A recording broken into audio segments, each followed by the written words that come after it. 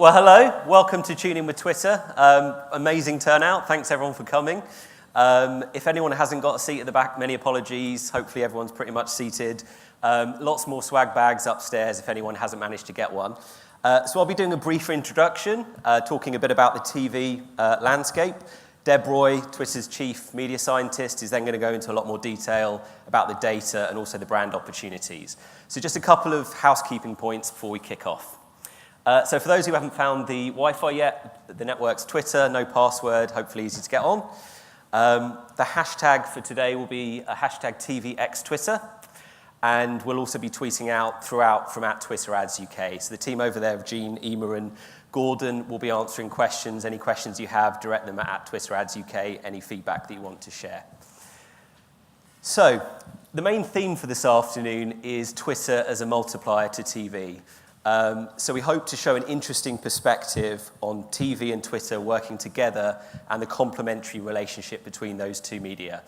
You don't really have to go too far to see that in action. So even last weekend, pretty extraordinary weekend of TV. I'm sure many of you, whether you want to admit or not, watched the X Factor. The live shows returned. It was all very exciting. And we saw lots and lots of tweets about that. So this is the engagement pattern, 440-odd thousand tweets about the X Factor during the live window. The spike here is rough copy, hotly tipped this year, pretty cool performance. 75% of those tweets were actually from a mobile device. So you get a picture of people up and down the land on their sofas tweeting along with the TV program.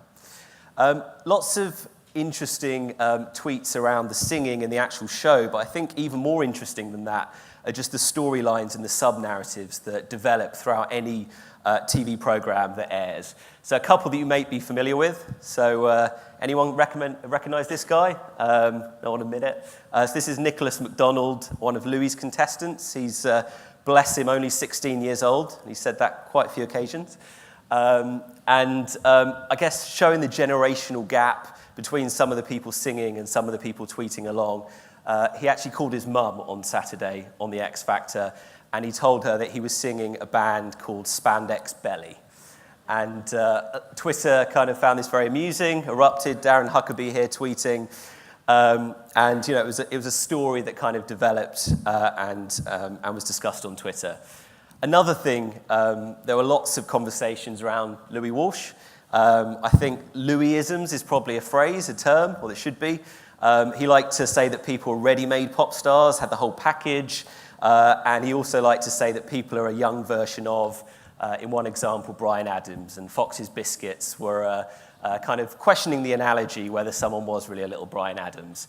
A lot of other people had quite a lot of fun with this whole concept of maybe Nicholas McDonald being a young Louis. And the stories and the sub-narratives, they continue to kind of flow throughout the evening. It was, frankly, made the TV experience even more enjoyable, even more fun. I think the real star of the show was Dermot O'Leary, or more specifically, his rather tight trousers. And this was actually quite a big thing for anyone that watched it. It was trending on Twitter, and it was, yeah, a real point of conversation. So a nice exchange here between Sharon Osbourne, the X Factor, the ever-mischievous Sharon Osbourne trying to get Dermot's tight trousers to trend, and she succeeded. It trended heavily, and to make matters worse for Dermot, a new introduction this year in the live shows, the Twitter wheel, actually brought live tweets forward into the live show. So just a nice way of bringing that conversation and pulling it forward. One of the tweets that actually made it onto the Twitter wheel, we have someone in the audience that actually wrote this tweet, David Schneider, and he tweeted, "I think tonight we've seen that Dermot has the full package." Hashtag X Factor, much to the blushes of Dermot O'Leary. So lots of moments to engage around, and we saw brands take advantage of some of those moments, but by no means all of those moments. So Cadbury, in a really good piece of real-time marketing, Phil Collins came on, instantly tweeted out with, "Where did we leave that gorilla?" Just nice opportunistic marketing. And in fact, coming back to the idea of the generational gap, lots of people are actually tweeting that they heard the tune and instantly connected it to Cadbury, almost forgetting that a man called Phil Collins actually wrote the song. So that was kind of one big storyline from the weekend, and lots of sub-narratives, some of the stuff that was in the TV show, other things that emerged and trended on Twitter. The other, I guess, key story was from Friday night, certainly big for any football fans. Seems like an age ago after last night's success. Enter man of the moment, Andros Townsend. Fairy tale England debut, scores a goal, and lots of celebrities start to congratulate him. So Michael Vaughan here, building on a meme that I believe started with Soccer AM, #Techers, kind of a sort of tongue-in-cheek reference to his excellent technique. Wayne Rooney, not always in favour during that actual match. He had some difficult times. Frankie Boyle thinking that was down to him controlling him via his headband and a PlayStation controller. And it seemed at some point that was actually working because as people tweeted along with it, they also vined. And this is a vine of someone reacting to Rooney's missed goal.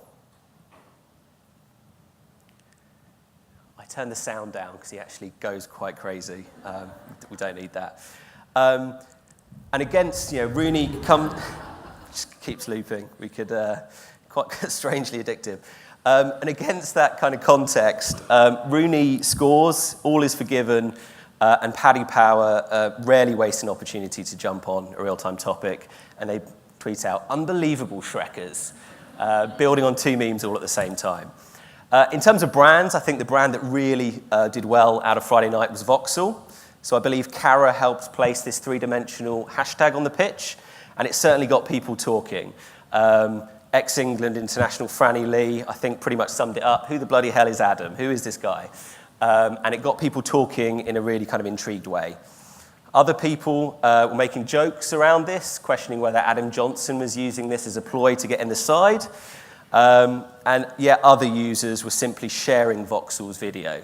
So just doing the job of helping to spread that content. And it was a really successful way of bringing those two screens together, shifting attention, and getting people talking about that advertising. Again, it was successful in that it trended in the UK, in London, a nice use of the two screens. So just a brief bit on numbers. So we've talked about the strong engagement patterns around TV. We're seeing really positive year-on-year growth.